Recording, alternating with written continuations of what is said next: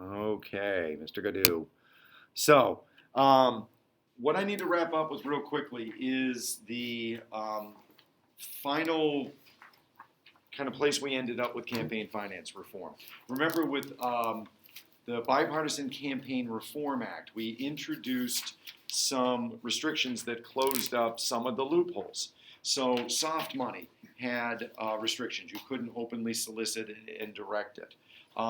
Labor and corporate groups were specifically identified as groups that had undue influence, and therefore they had restrictions regarding running ads as we got closer to an election, both in terms of the primaries and the general elections. And one of the restrictions was disclosure. Okay, so every time you have a restriction, you have a loophole. And we had mentioned the 527s, creating a loophole where I could avoid the limits in terms of how much I spend. I could spend unlimited amounts because I'm registered under the tax code as a different kind of group. I avoid the normal restrictions PAC space, provided I'm spending independently and on an issue group. However, I do have to disclose who I am until Citizens United comes along. What Citizens United does is it, again, as we had kind of gone over it, identify corporations and labor groups as individuals with the same rights as individuals, and therefore, I can avoid a lot of the restrictions about types of funds and worrying about types of ads. Again, we had that big umbrella term, electioneering communications, and I don't have to worry about it anymore. I can spend any kind of funds on any kind of ad, again, as long as it's independent, as long as it's not coordinated. But I did have to identify myself still. Which leads to the next loophole, the 501Cs. And this is where I can avoid the disclosure rules. So I've been trying to play this video forever, and I always run out of time. Court eliminated some restrictions on corporate and union political. In January, the Supreme Court eliminated some restrictions on corporate and union political spending. Critics warned that the decision would open the floodgates for special interest spending and swamp the November midterm elections. So far, corporations haven't rushed to produce political ads themselves. Instead, corporations and individuals are continuing to funnel money to independent groups, many of which are nonprofits set up under a section of the tax code. These corporate and individual donors can generally remain anonymous, which may explain their attraction to the nonprofits. Much of the recent activity in this area has been on the Republican side. Many of these nonprofit groups have made the same kinds of so-called issue ads that were legal even before the Supreme Court ruling. Issue ads tend to refrain from explicit calls to vote for or against a candidate, and this restraint may help the group stave off regulation by the IRS or the Federal Election Commission and preserve the anonymity of their donors. Tell Barbara Boxer, Californians need jobs, not bigger deficits. The U.S. Chamber of Commerce is responsible for the content of this advertising. But lately, some nonprofits have been more aggressive. On Election Day, take the right path. Vote against Chet Edwards. American Future Fund is responsible for the content of this advertising. These ads explicitly ask voters to cast their ballots for or against candidates. It remains to be seen whether this express advocacy will draw scrutiny from either the IRS or the Election Commission. All right. So, what I'm trying to show you so far is that for every restriction, there's a loophole, and it often kind of skirts the boundaries here, right? This is a way you see that they identify themselves. The Chamber of Commerce was one, and then a Citizens for Something was another. But what you don't see is the money that was given to those groups. Who gave that money? Again, corporations can essentially give money to these groups, and they, for all intents and purposes, launder it. They keep their identity anonymous so that they don't damage their brand as they get involved in the political process. So that's the final issue that's going to get scrutinized. The idea is if there's no kind of limits about money going in or out, excuse me, should there be any limits about money going in? I feel like I set that up somewhere. Yeah. All right. So here, if I don't have any limits in terms of like how the Chamber of Commerce spends it or the Citizens for a Better America spend it, why do I still have restrictions about money coming in? And my final case here, Speech Now, will essentially eliminate that. Prior to this, again, we felt that you had to counterbalance a concern about corruption versus the rights of free speech. And now we're tipped towards the idea of speech. The idea of speech is a little more sacrosanct than preventing potential corruption. What this allows then is, again, anonymous donations in unlimited amounts to independent groups who then can spend it independently. Again, it has to be independently. It has to be non-connected, but there's really no restrictions. The format that you see this type of spending is what's called a super PAC, because we need a new name, right? So super PACs are non-connected. They can raise unlimited amounts. They bundle all this money that comes in from all these different sources, and then they can spend unlimited amounts. And you saw in the preview of the 501Cs how they just kind of, push the envelope in terms of express advocacy versus issue advocacy. They often overtly advocate for a candidate. The way they get around with it is, again, just making sure it's independent and non-connected. So whereas before, if you wanted to influence elections, you kind of had to pick your poison. Do I want to identify myself? Do I want to spend in unlimited amounts?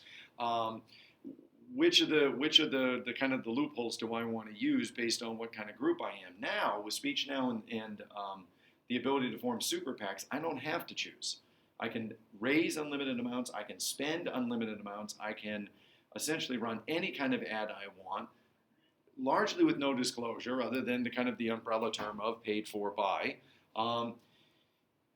And the only catch still, again, is that it's uncoordinated. So the grand irony that we leave at is the only groups that face essentially financial restrictions are the people actually running for the office. Everybody else can spend unlimited amounts in crafting their political message. The candidates can't. Okay?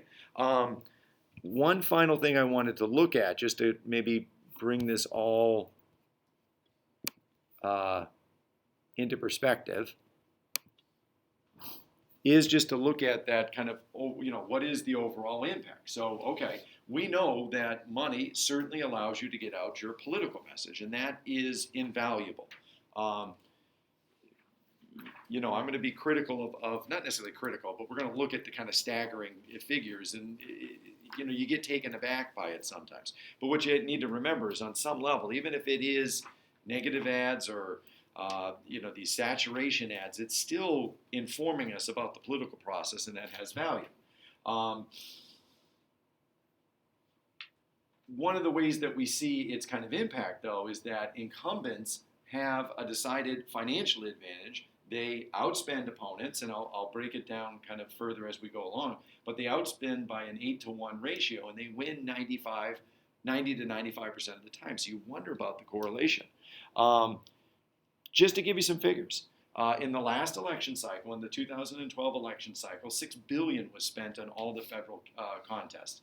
And that's an increase. Each year it increases. That's a 13% increase from the 2008 cycle.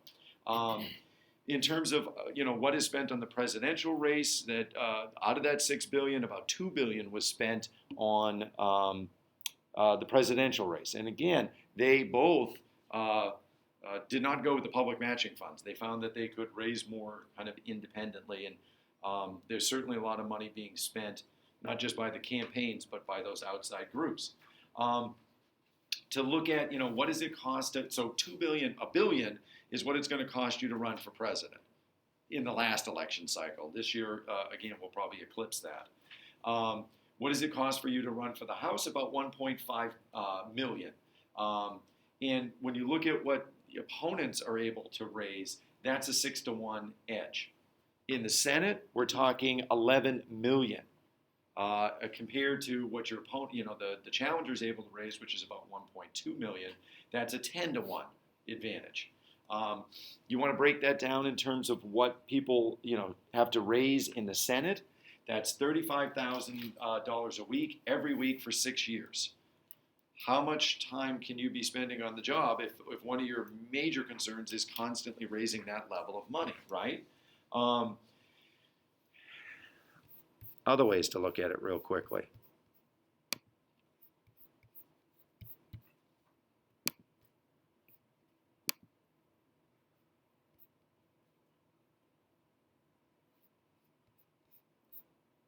So I like that they're laughing. We both just spent a billion and they're chuckling. So what you can kind of see here is some of the breakdown of, $6 billion was spent on federal election cycles. 970 million came from these outside groups that we were just talking about, groups like the super PACs. And then they'll kind of talk about that, what's directed to the individual presidential campaigns. But what I think is also interesting here is, you can see a lot of the money that is being spent independently and by the candidates as well is going to advertisement. There was over 1 million ads run. This is a graphic on the dark money, the money being spent anonymously. That's another term that they might throw at you. Within and notice Sunlight Foundation. Again, how do you make something, how do you introduce reform? You bring it to kind of light. Here's a kind of a graphic on online. That's one of the main, or not one of the main, but that's kind of a new frontier that they're spending a lot of money on. And this is an interesting breakdown. If you look at what it means to spend $2 billion, that's $30.33 every second during the election cycle. And this is what they spend per vote. $22 per vote. I mean, when you look at it initially, like, holy cow, that's a ton of money. But it does translate into I spent $22 trying to reach out to people per person. Here's another kind of quick series of graphics. And I liked this because it does kind of show you, here's what the parties are spending. Here's what the actual candidate is spending. Here's what the super PACs are spending. And then we have this dark money that the Sunlight Foundation gave you an idea of. And where are they spending it primarily? Advertisement. There's mail.